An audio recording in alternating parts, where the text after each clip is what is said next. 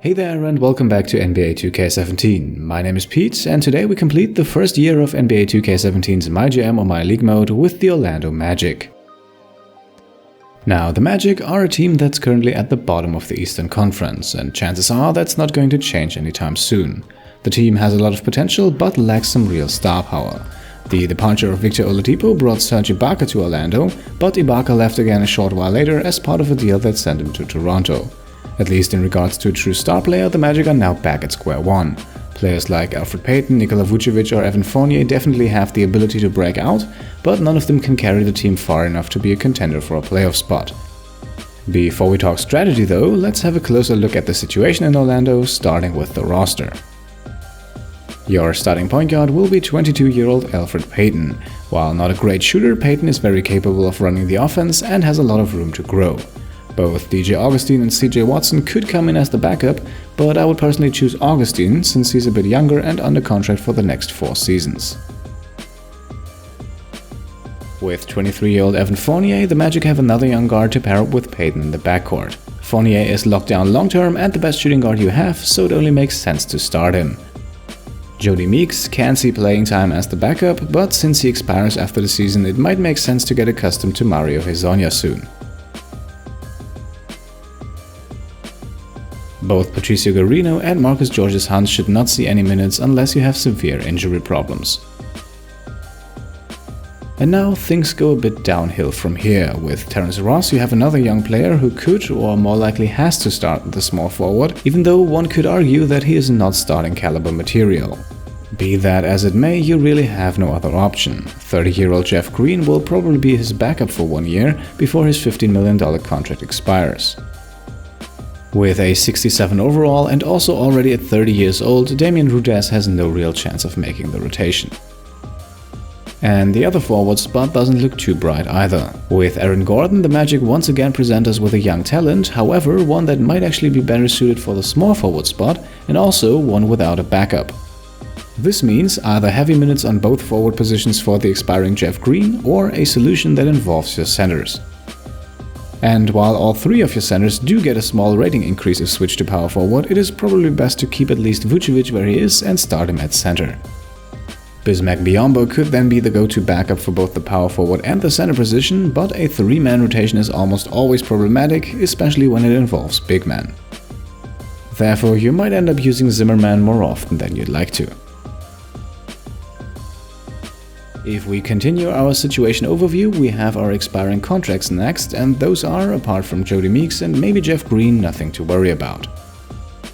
Garino, Rudess and Georges-Hunt are unlikely to make any rotation, while getting Green's contract off the books saves you $15 million next year, and that is more than enough to grab 1 or even 2 players of his caliber. The only problematic case might be Jody Meeks, but even he is not too far ahead of Hezonja, who is your other backup option at the shooting guard and very eager to see minutes. All in all, there is no need for immediate action here.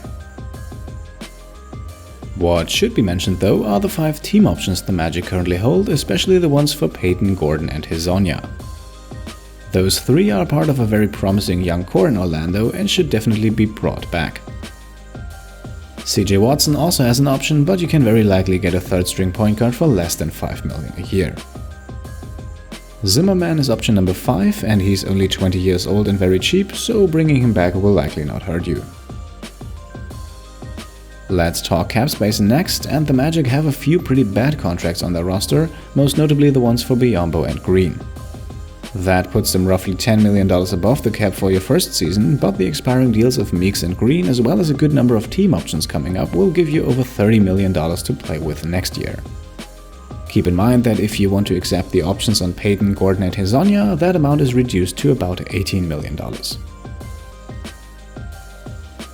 The Magic are a struggling team, and so it is nice to see that they have not only 1 but 2 first-round draft picks in 2017. And the same is true, by the way, in 2019. So it is safe to say the team is loaded with picks, and your long-term strategy should therefore incorporate an influx of young talent through the draft. And now, as usual, before we get into the moves, here are your 3 key questions that need to be answered before going into year 1 with the Magic. Question number 1. Who will be a part of your frontcourt rotation? And by frontcourt I mean both forward spots and the center. With Ross, Gordon and Vucevic, you have a very serviceable starting lineup at the positions 3 to 5. The problems arise when we look at their backups. Only Jeff Green and Bismack Biyombo are realistically good enough to see regular minutes, and having 2 players to back up 3 positions is a recipe for disaster. On top of that, Green is about to expire and Biyombo is somewhat overpaid, leaving your frontcourt a work in progress at best.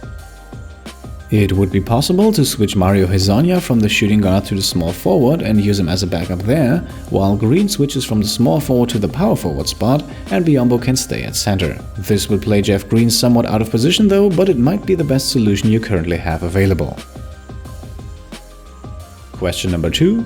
Are you looking to bring back Jody Meeks? This ties into the first question and depends a bit on whether or not you have Hezonja available to take Meeks' spot in the rotation.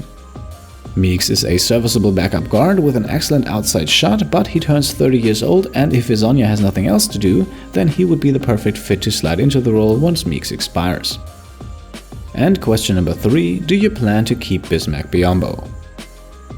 At the moment, Biyombo is your only choice for the backup center. His service comes with a hefty price tag though, as he will get paid $17 million for each of the next 3 seasons, and he also has a player option coming up for year 4.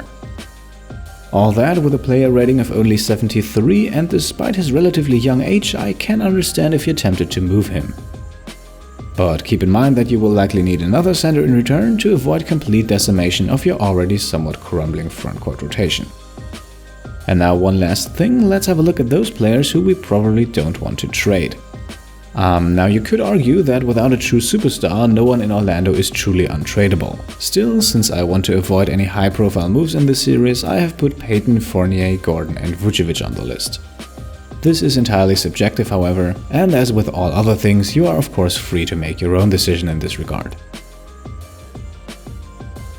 And with that, we should have our situation overview out of the way, so it is time to get into the moves, and here is move number 1. Trade a package involving CJ Watson for another big man.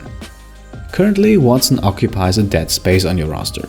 He won't see much playing time with Payton and Augustin in front of him, but he does have a big enough contract to bring a moderately well-paid player on board. Since we have a big hole in the frontcourt rotation, we desperately need a power forward or center, even if it's just for 1 season. After all, that is also how long Watson would still be under contract. And one such player would, for example, be Chris Humphries from Atlanta. The 31-year-old power forward has only 1 year left on his contract, but could spend that 1 year as the backup for Gordon. Humphries has a nice outside touch for a power forward, but he is somewhat injury prone. Still, adding him would probably be better than sticking with the current lineup. Another option would be Lavoy Allen from the Pacers. Apart from the team option, his contract is identical to Humphries, although he is a bit more limited offensively. And in a secondary lineup next to Biyombo, that might be a problem. With the team option, he gives you a bit more flexibility though. If you have no problems picking up someone for 2 guaranteed years, then Ed Davis from the Blazers might be a good fit. His salary is a bit higher and he is listed as a center, but on the other hand, you're not on the hunt for high-value free agents anyway, and he can play the power forward just as well. His skill set is very limited to the inside and he's not a great defender either, but you could use all the help you can get. In the end though, I went with Allen, because Humphries was a bit too injury prone for my taste, and I preferred the flexibility of Allen's contract over 2 guaranteed years for Ed Davis. Allen can then slide right in as the backup power forward behind Gordon. Move number 2. Re-sign Jody Meeks if he's cheap. In all likelihood, Meeks is willing to return to the team on a drastically reduced salary. And even if you plan for Hezonja to take over Meeks' spot in the rotation, bringing back a sharpshooter of his caliber for under $2 million a year is an absolute steal. If his age concerns you, feel free to make a 1+1 offer with a team option for year 2. You should generally be able to bring back Meeks for very little money though.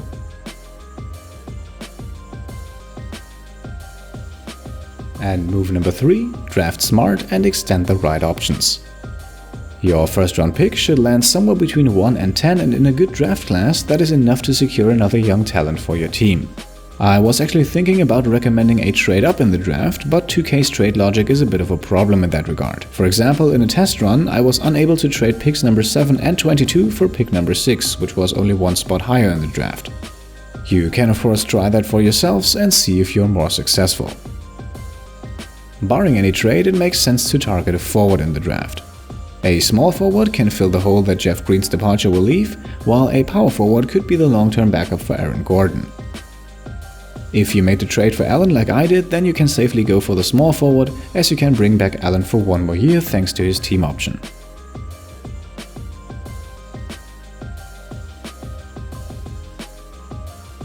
And speaking of team options, make sure to pick up the options on Gordon, Payton and Hezonja. Even though Hezonja is a bit lower rated than the other two, he is still young and at least for the next 2 years you can afford his contract.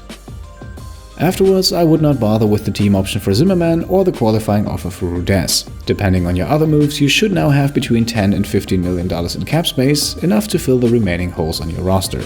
Those will likely include at least one more big man, but you should find more than enough of those in free agency. All in all, the Magic are a franchise for the patient. The team has a young core in place, but it will take you a while until that unleashes its full potential. If you are looking for a team that you can very slowly grow, and if you do not have any playoff expectations for the next 3 to 5 years, taking over the Magic in 2K17 might be something for you. With a long-term plan and the continuous addition of young players to the draft, it is absolutely possible to turn the Magic into a presentable team. For the first few seasons, however, progress will be slow and success somewhat rare. If that is something you can live with, feel free to try out the Orlando Magic. As always, I'd be happy to hear how you would handle the Magic in NBA 2K17's MyGM or MyLeague mode, so feel free to leave a comment with your ideas and suggestions. Also, if you like this video, then hit the thumbs up button, or if you want to support the channel, then click on subscribe or the small trophy icon on the top right of your screen. Thank you for watching, and I'll see you next time. Cheers.